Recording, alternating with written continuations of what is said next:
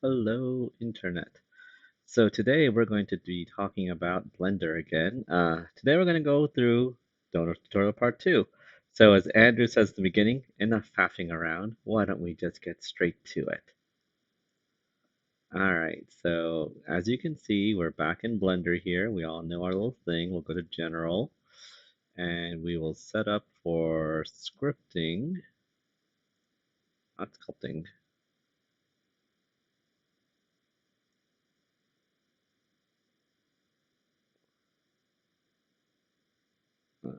I want window layout scripting.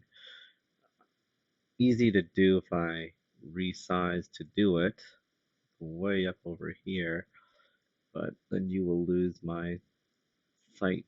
Oh well, we'll just do that. And then we'll bring it all back into the window there. There we go. Alrighty, so in the video that Andrew did, he did a bunch of things. He made a donut and he kind of sculpted it, I guess. That's the wrong word because sculpt is a specific mode. Instead, what he did is he picked points on the mesh in edit mode, and then he pulled them to various different kinds of transforms, either translate transforms or he, stretched or flattened them or other things like that. So we're going to go open up a script I wrote here. That's basically the same thing, except it's different. You'll see what I mean by it in a second. Okay, so let's go through and just read through the script. Actually, let's run the script.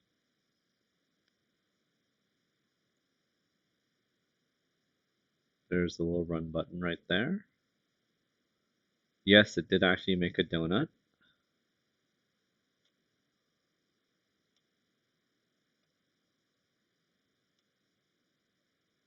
You can see this donut is currently in edit mode. And you can see that, like Andrew's donut, it's all wonky looking. It's not just a torus, but it is a nice looking torus. So hopefully you've watched Andrew's video because I'm going to go through and explain how this works by just doing kind of a code review, right? So the first thing we have to do is we want to make sure we're going to set everything to object mode. As you know, Blender has two different modes, edit and object. It actually has more than that, but these are the two we care about, and we're going to use the edit mode toggle function and BPY ops object to switch it to edit mode if it's not to object mode. I mean, if it is already in edit mode. We need that because we can't delete anything in edit mode, so we want to be able to delete the base cube and delete the donut if it already exists. This way we can run it again and again, right? And it won't worry about that. We're also going to set it to metric and meters. This is the default, but sometimes I like to play around with the conversion functions in Blender. And when I do that, I accidentally forget that I left it in a mode. So this way we just kind of focus in there, right? Keep it forced in the same mode. Next, we're going to, if we find a donut, if we don't find a donut, if you call the .find function here, and it doesn't find it, it returns to you a negative index. Whereas if you find it, it returns to you a positive index. That index meaning which one of these indices is it. For example, 0 would be the camera, 1 is the donut, 2 is the light. So if you want to, but if it's not found at all, you get a negative 1. So in this case, it'll add it by using BPY ops mesh primitive torus add and the various options it takes, right? The alignment, the location, the major and the minor segments. I picked these because these match what Andrew did, right? He did a major segment of 40 and a minor segment of 16. Major radius and minor radius are these.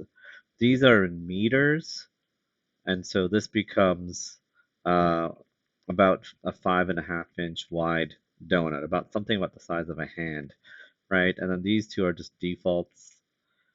And then one thing I like to do is Andrew left the name torus, but I decided to change the name to donut. So I just set the property, so that'll be called donut here in the scene collection. Okay. Next, I selected the donut.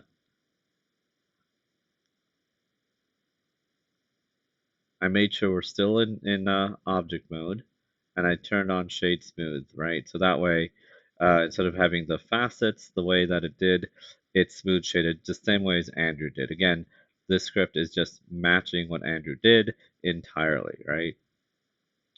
The next thing Andrew did in his tutorial is that he added subdivision modifiers, so I added them. And then I made the settings the exact same as he did. One thing I learned about the adding of the subdivision is that you can end up adding it and adding it and adding it. And you end up with a subsurface on top of a subsurface on top of a subsurface. So in order to make sure we don't end up in that scenario and there's only one, I have this if here, which says if there's already if you don't already have a subsurface, because again, find gives you a negative number if you don't have it, then add it. Then I just look for it, all right? So there's only one subdivision modifier. So I say, hey, don't show it in the viewport, set it to level 0 there, and level 2 here in the render, right? And then after that, we go force it into edit mode. Now we look for object mode as object, or if it is object, we use edit mode toggle to make it edit. And then we turn on the proportional edit tool. In the original Blender Guru tutorial, he did that by clicking this little tool over here. Well, that's the API way to do it. Now, at the end, I'll go into how did I figure out what the API way to do some of this stuff is. Okay, so now we're in proportional edit mode. We get the data of the object, in this case, the data of the donut, right? We deselect everything in edit mode so that we don't have a single point selected. Like right now, you can see we've got one. And then I created this function called select nearest vertex. What Andrew was doing is he was picking vertices and then pulling on them to modify the donut, right? And so we wanted to do the same thing the same way. So I wrote a function to do that. Here's its definition. You pass in the object and a point in space where you can find a vertex close to that point in space, right? So we use a KD tree to insert every vertex into every vertex of the object into a KD tree and balance it, right? And then we can use kd.find to find the vertex that's closest to a position, right? And then once we find that, what it actually gives us, it tells us the target vertex position. It says, hey, it's this vertex, it's at this location.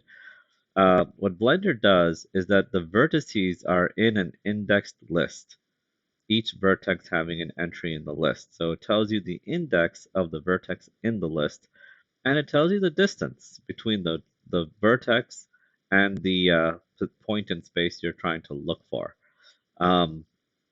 Then we go, in order to actually select a vertex by itself, we have to go back to, we have to make sure we're in edit mode. We have to generate what's called a B-mesh. So we use B-mesh from edit mesh, and then the data item that was passed in. And now we have this B-mesh.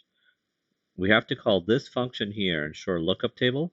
This is something that you need only in a script. If you're using this interactive console over here, the REPL, this is not a needed function.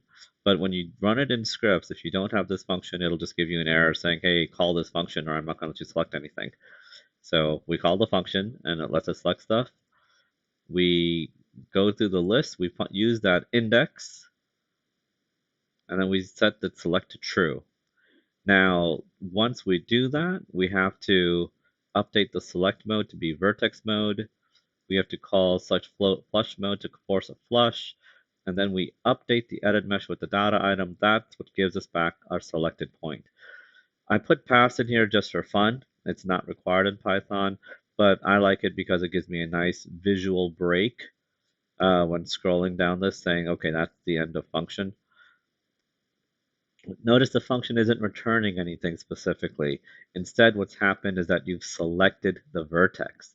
And now at the end of that function, it is the active object. So you can call functions that use the active object on top of that. So after I've selected the vertex, right, this is just a test over here. We'll deselect it. Now I'm going to go and actually do the things that Andrew did. He did translations, and he did these shrink fatten things. This is what he used Alt S for, and this is what he used the G hotkey for, right? And so what I did here is I deselected, I created a point. I have these points, so you can see I'm calling for index and point in enumerate translate points. These are the points I want to find nearest. These are the points where vertexes near are. And you can see some of these are really far from the donut. This point in space, the donut has a maximum value of 0.07, 0.07, right, in x and y, and I'm guessing around 0.03 in z. So if I were to look down the axis here in this mode, and then I think I need to hit this, and then it's shift, yep. So the maximum point is probably around here, right? And that would be something around, actually, it would be, imagine a circle that extended to the edge in the same plane. So imagine it wasn't a torus shape, but a cylinder shape, right? The enclosing cylinder would be 0.07 here, 0.07 here, square root of 0.07 plus 0.07, right? Over here. So that would be the circle definition. Remember, x squared plus y squared equals, you know, a constant is the definition of a circle in trigonometry.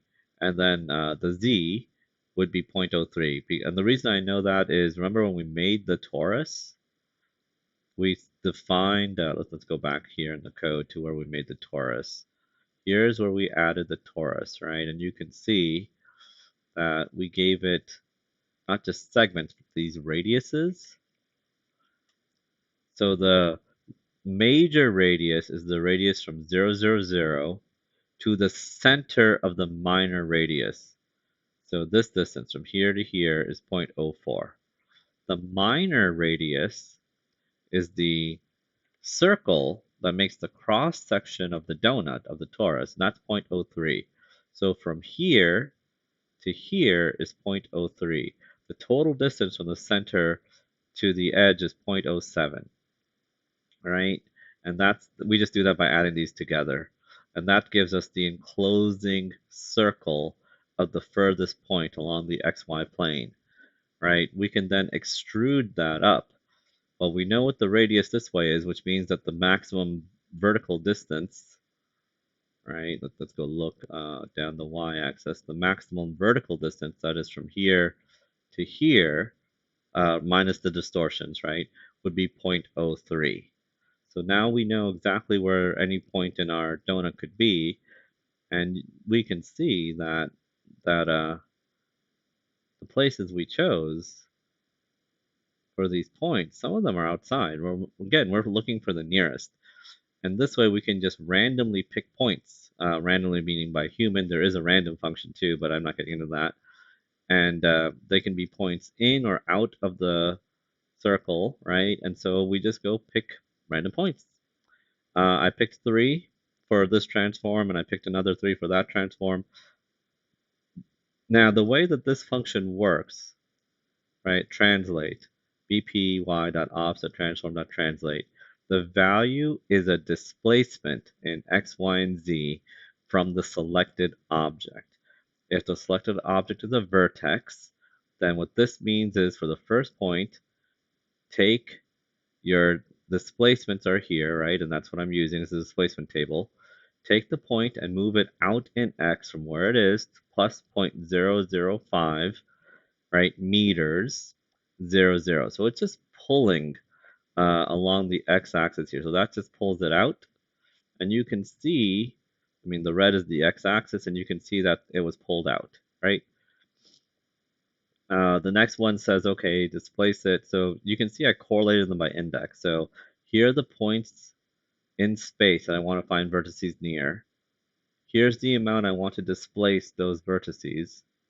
And then here's the proportional fallout. This is the circle used. So if I were to do this in human modes, I would do something like click here, then I would hit G, and then I would scroll up until I got a thing, and I could do it like this, just like Andrew did, right? Well, the circle radius is that proportion that's in the translate underscore proportion, right? And so that is set by this variable here. Turn it on, and then make it a smooth type, which is the exact same type that Andrew used. And then I'm just index matching. So for the first one, I made the proportion 0.35, for the next one 0.7, and the next one 0.05 meters, right? So that's like 5 centimeters, 7 centimeters, and 3.5 centimeters, right? And the reason I set it, this is all real scale. This is a 5.5-inch donut, right? Exactly what it would be in reality. And so I set these to grab points that are roughly in an amount that makes sense for something that small, right? So that's what I did to translate some of the points. Then I decided to do the same thing again, but with a different uh, transform, right? And this time I decided to use a shrink fatten transform. So now let's go and screw around and see what we can do. So if I set it so I can run this again, right? So you can see we've got the donut, and I'm going to put it into some sort of projection view that makes sense. Okay, and then just, there we go. We run it again, we'll get the exact same donut, but you can see a different point was selected because that was the last point selected here. But we can change any of these. So let's change this displacement to a very large displacement. Let's make this one 1 meter. For a 5-inch object, we're going to move it 3 feet, a single point. It's going to look ridiculous, but that makes it very obvious what we did. You can see we've made this donut super, I don't know, we gave it cancer or something because now it's super pointy. It's got a super long pointy nose, right? So that's very obvious what we did. We take it back here. Now you might wonder, hey Imran, how come it's just making changes to the donut this way every time you re-click the play button? The answer I have is it's not. It's actually creating a brand new donut every time. So every time I hit the play button, it deletes the old donut and makes a new donut. But because everything is being made programmatically, it looks exactly the same. So now, and it has exactly the same name. So it looks like it's not making, like it's modifying a known donut, but it's not. Each one of these is a brand new, completely unrelated donut. So now, let's go change the displacement of this one.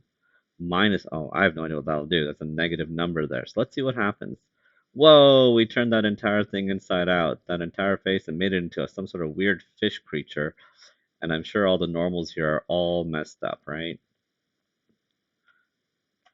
So let's make that back to 0, and we can rebuild the donut. Let's change the proportion. Let's make the proportion huge. Let's make a 1 meter proportion. This will just stretch an entire section of the donut. So it won't really look like much, right? Because the proportional is so big that all you're doing is moving all the points at once. So it doesn't look like anything. But if I made it smaller, it would become, let's find one that's got a big change, or this one's got a, let's give this one a bigger change, just so we can see it. We'll call it out, right? You can see this bulge over here. All right, so now let's make the proportion smaller. You can see it'll go from a nice round area to a spiky boy, right? And if I want to make it, bigger, I make the number bigger. If I make it too big, then all I'll do is shift everything. So let's make the number like 0.135, right? And you can see how I shifted everything. Exactly the same as if I had used the proportional control like Andrew did and just made the proportional circle very, very large. So with this set of changes, with this script, um, you can play around with modifying a donut. You could add points you want to find, vertices near. You can add displacements. You can change your proportions, and you can basically play with it until you find something that looks artistically the way you like, and you can do that all entirely in code. So this is the explainer for the code. Oh, and he had a bonus that he did, so I'm going to do his bonus too.